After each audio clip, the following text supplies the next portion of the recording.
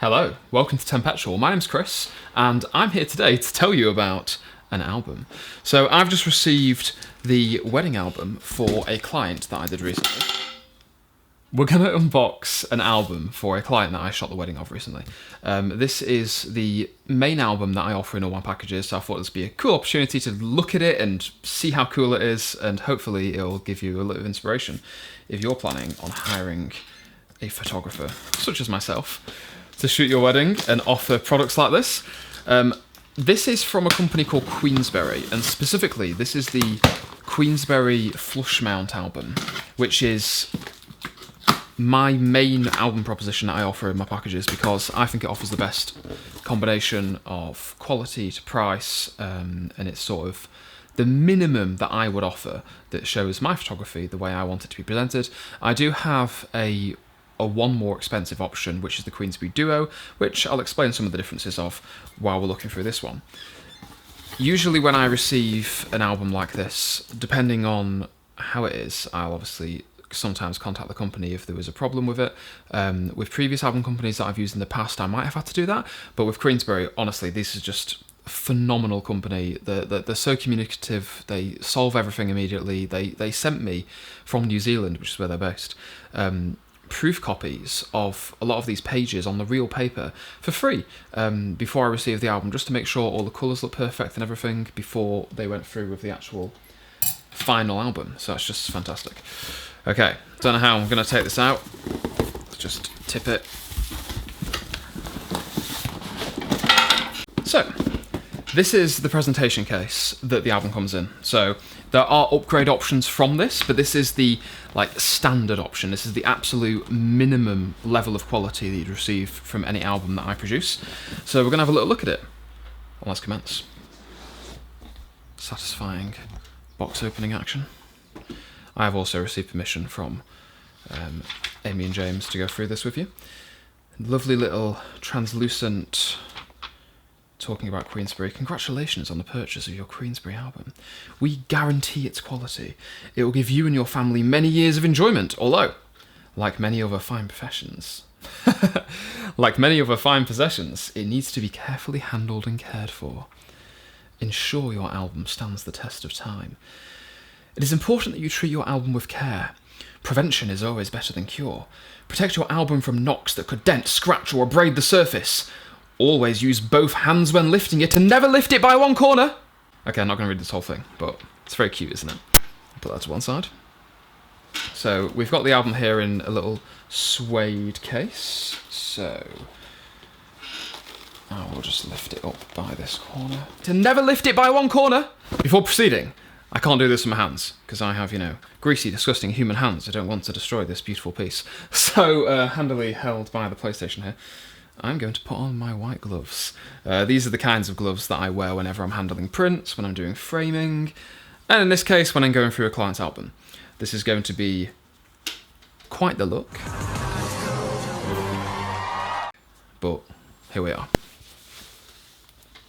Let's put that to one side.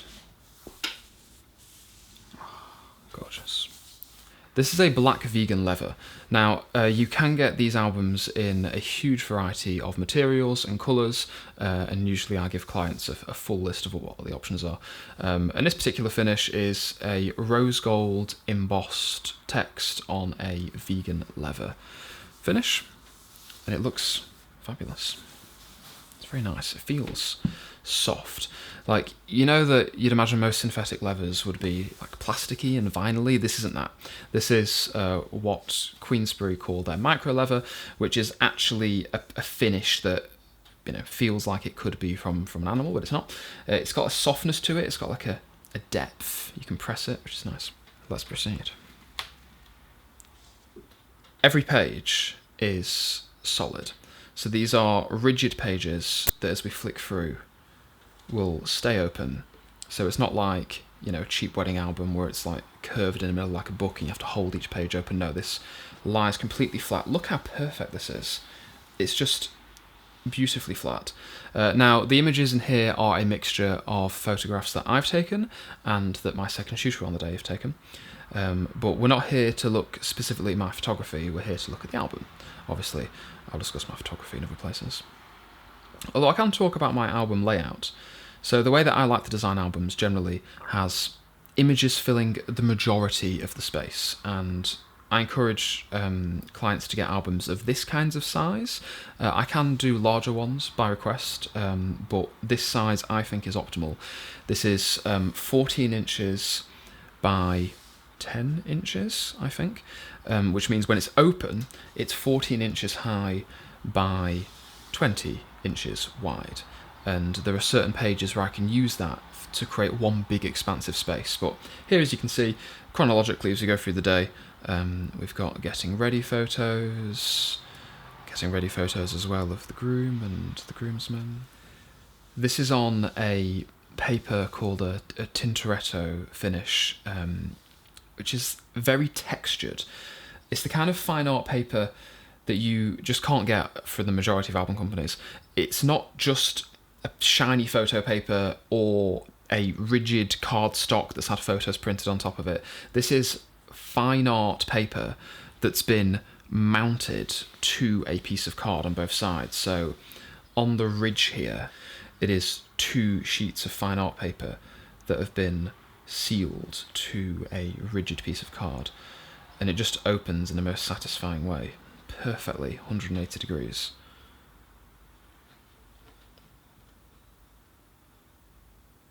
Oh, it just cushions its way down as you open it. This is a very, very just beautiful album experience.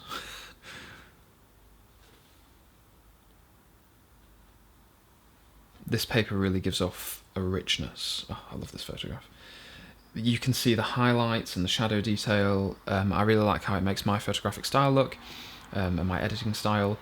My images are generally very punchy, powerful, colourful. I'm not a big fan of flat, toned down imagery, which some people are. So I would say that you'll align with me more if you're into this sort of powerful imagery. As I said, some of these photos aren't ones that I've taken, but I've done this entire layout and editing process. This is fabulous. As well, seeing photographs blown up to this size is lovely, because this is such a high DPI, which is dots per inch. Like the photographs just, you can get close to them, you can bring your face right next to the paper and see the detail in people's faces, and oh, that's gorgeous.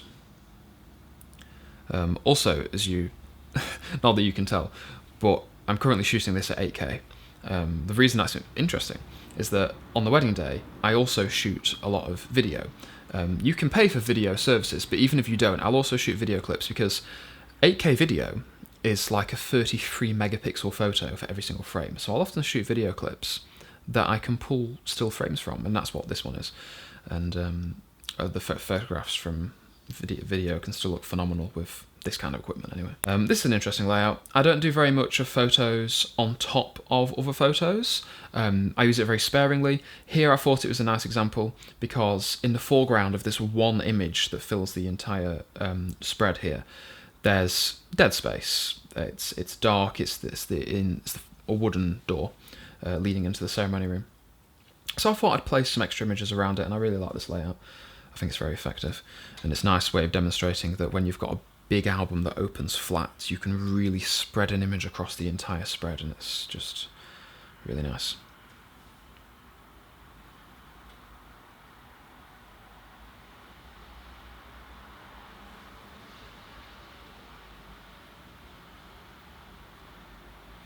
Oh, here's one of my favourite photos.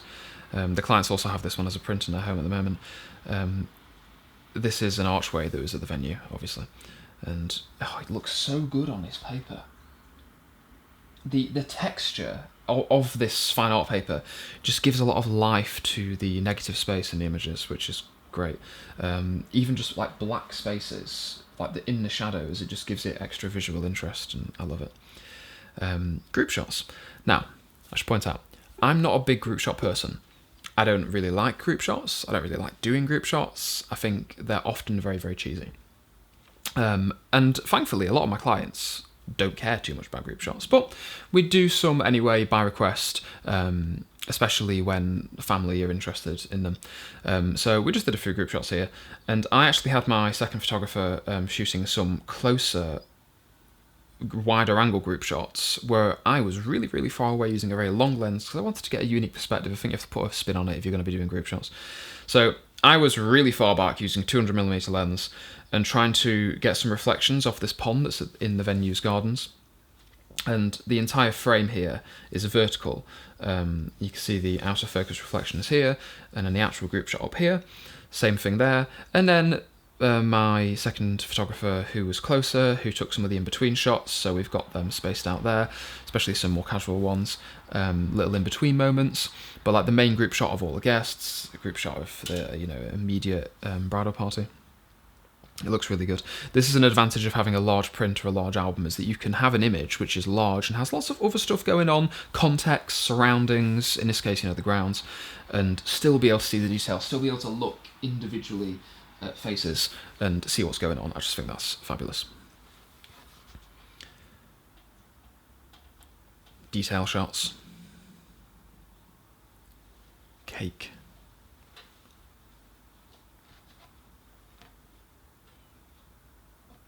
Bouquet shots. Second photographer did this.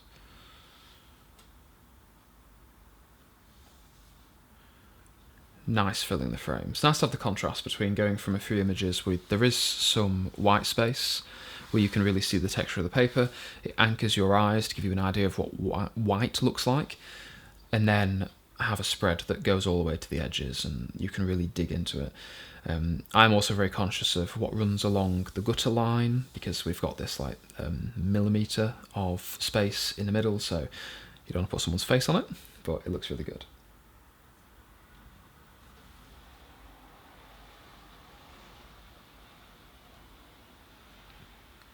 Oh, this wall looks phenomenal. It's just, in the photograph it's boring, it's just black space, but with this paper you can just really see the texture in it. It gives so much more value to the same photograph.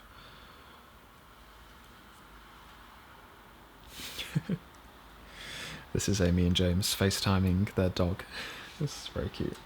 If you check out my main photography Instagram account, you'll see pictures of her.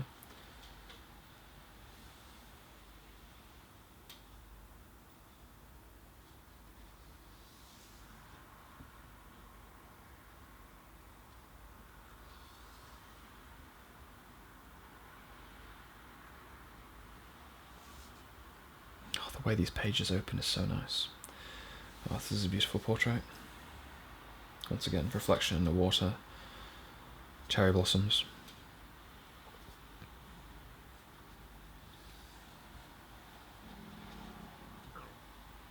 Big shot. So, once again, advantage of being able to shoot 45 megapixel images. You can blow them up really big, still see lots of detail. It's lovely.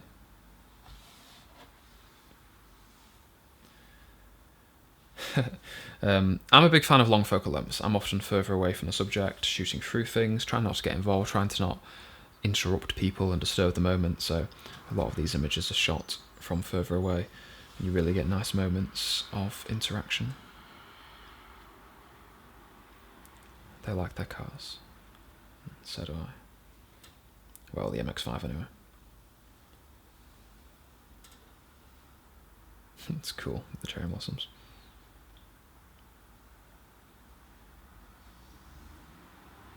Ah, the nighttime party photos. You can see a little bit of how I like to light things here. There's all sorts of different ways I can do it. There are some photos here that aren't mine, I just want to point out. So like these three are second photographer's photos, because I don't use frontal flash in my own images. And the second photographers that I would normally recommend would be shooting film. So this is a slightly different day to what I would do every single time. My typical flash photography is backlit for the most part, so depending on the size of the room and the colours and stuff, I'll have my second photographer with a flash in the background behind people, and then as I walk around the room they're always backlighting with the light, 'cause you get nice dynamic deep images. So it's very challenging lighting conditions when it's dark and people are dancing, but I've got a lot of experience in low light event photography, and I love capturing moments without disturbing people.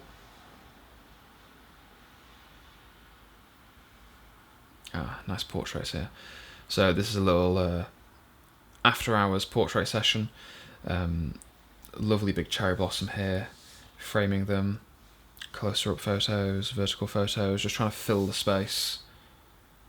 Really nice shapes. Portrait with the car, of course. Off-camera lighting, bringing up all of the texture in the veil. And there we go. So the album begins and ends with a half page, and in between it's all spreads. You can look at my different packages and what you get for different prices on my website. But this, as I said, is my standard album. So this is a 14x10 vertical Flushmount Queensberry album. Queensberry are just the best album company in the world. If you haven't heard of them before, they're based in New Zealand. Everything's completely handmade. They offer a massive variety of vegan materials, which is important to me. And they offer this crazy quality fine art paper in an album, which is very, very labour intensive and is totally worth it. And this particular texture is also very abrasion resistant, so the album pages touching each other isn't an issue. I mentioned earlier that I do offer an upgrade to a higher spec album, which is called the Queensberry Duo. Now the Duo is like this on some pages, but then you can also have three-dimensionally framed images. So I want you to imagine, and I'll show you one at some point, on an image where we have white space, and I purposely have the Flushmount ones not have too much white space for this reason, but imagine this. On the Duo album, you would have this space not just be white paper, see this is flat, this would be a physical frame. It would be like a matting on a framed photograph. This would be sticking out, and the photograph would be a separate piece of paper that's been inserted inside and framed inside it, so individual pages look like framed photographs. It makes the album considerably bigger, so you can't have quite as many pages. Usually you're limited to about 30 spreads, which is still a lot. I think this album's 35-ish. It creates spacing so that when you close the pages, they don't touch each other at all if you've got lots of those sections. And in a Duo album, you can mix together those three-dimensional framed sections with flush mount sections, so it's a really dynamic viewing experience. You can also have double pages that open, so you can open a page like this and it could be split down the middle, and then you could open that again to reveal more, or you can have pages that open like this and then open again wider and have like 3 wide sections. All sorts you can do with the Duo album, but they're the only 2 album options that I offer. The standard Flushmount album and the Duo album as an optional upgrade. It's also standard in one of my packages. In case you don't know what I do, my name's Chris. Tempetual is my wedding and celebration brand. So this is where I shoot portrait sessions with clients, doing engagement shoots, the wedding shooting itself, where I do both stills and video, available in separate packages, delivering physical products, all of which go through me, so I can do some of my own printing, or I can get printing done externally, depending what kind of products you're looking for, but it all goes through me. So I'm signing things, I'm assembling things, I'm building the frames, I'm using archival glass that I have to source. The key thing with my services that I think differentiate me from a lot of other celebration photographers is that I get involved in the creative process at every single stage. So I don't like outsourcing. In fact, this is what's put me off being involved in the wedding industry. I've done photography for a long, long time now, and I've gone in and out of weddings over the majority of that time. But I want to commit more to it now, with the proviso that I'm not doing too many weddings, because I need to be able to give each of them a lot of attention, a lot of time, a lot of creativity, so I can be involved in every single thing. And every single picture has to be very intensively edited in order to get them to look like this. This is not just a filter. I can't batch apply this to hundreds of photos. I am leaving a wedding with 8,000, 10,000 photos from myself. I'm editing them down for the clients. They might receive 300 or so, but they're the absolute best ones. I'm shooting in a way where I know that only one of them will capture the emotion perfectly. So I have to spend a lot of time to go through them all in order to get that out of it. Then the editing process, every single one of the selects has to go through just as much editing as I would do to a landscape photo or a portrait photograph. I'm not just going to half-arse it because I need to do hundreds of them. That's the issue. I can't do 50 weddings a year. So in Tempetual, I'm purposely limiting myself to a maximum of 10 weddings per year to make sure I can give full attention to every single client. If this aligns with what you want and enjoy, then let me know. I do weddings and celebrations, traditional and non-traditional. My style is typically to avoid getting involved too much. I don't like disturbing and posing people necessarily. I like capturing moments. This is commonly referred to as like candid photography, but the way that I do candid is I'm trying to pull art that has its own inherent value out of candid moments, which is why my equipment is centered around basically their sports equipment. My camera is my primary camera. It's a Nikon Z9, if you know what that is. Essentially, I'm shooting lots and lots of photos, really fast, really high megapixel, in order to make sure those candid moments do have that micro expression, that best particular angle where the lighting just hits, and that moment is the one that I'll then use. And you just can't get that through other means. So my style is very much trying to pull artistic value out of those candid moments. Generally shooting with longer lenses from a bit further away, trying to not intrude as much as possible.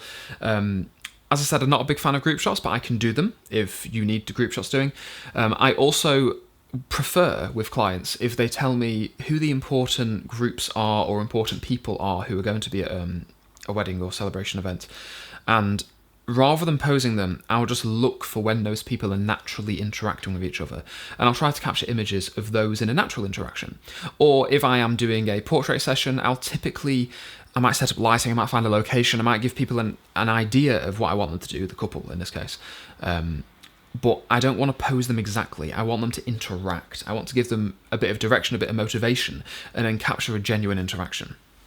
So, if that style is appealing to you, please get in contact. My bookings are open for 2023 and 2024. So, hopefully I'll see you. Thank you very much for watching this probably far too long video at this point.